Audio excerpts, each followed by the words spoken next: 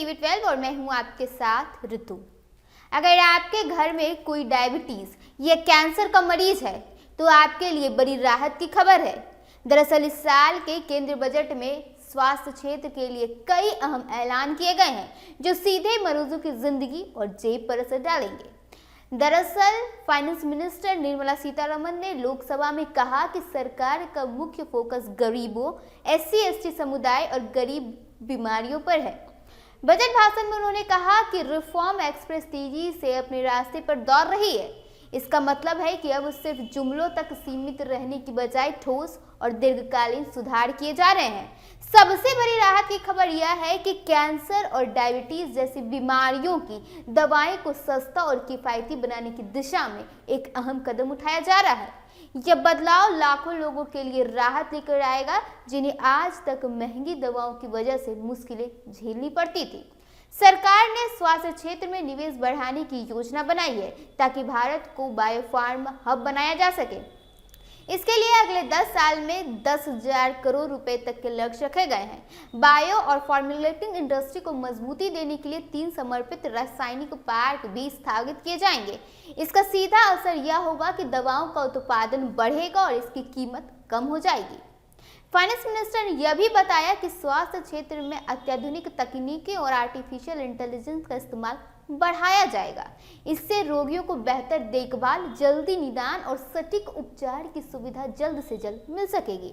इस बजट में स्वास्थ्य संबंधी संरचनात्मक सुधारों पर भी जोर दिया गया है। लंबी अवधि के समाधानों और मजबूत स्वास्थ्य इंफ्रास्ट्रक्चर की योजना बनाई गई है ताकि हर मरीज तक समय पर और किफायती इलाज पहुंचाया जा सके।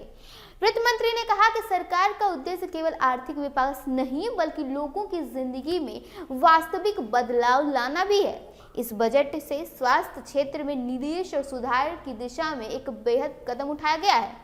कैंसर और डायबिटीज के मरीजों के लिए दवाओं की कीमतों में कमी, बायोफार्मा हब के निर्माण और AI आधारित स्वास्थ्य सेवाओं का विस्तार एक नई उम्मीद लेकर आया है।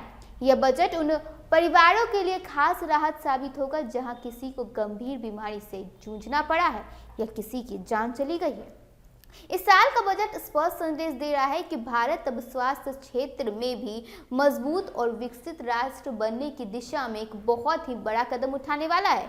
मरीजों के लिए यह सिर्फ राहत नहीं बल्कि बेहतर और सस्ती स्वास्थ्य सेवाओं का वादा भी है। डायबिटीज और कैंसर एक ऐसी बीमारी मानी जाती थी जिसके बाद रामबाण इलाज संभव नहीं था। कई सालों तक मरीज इससे जूझते रहते थे और लास्ट में अपना दम तोड़ देते थे।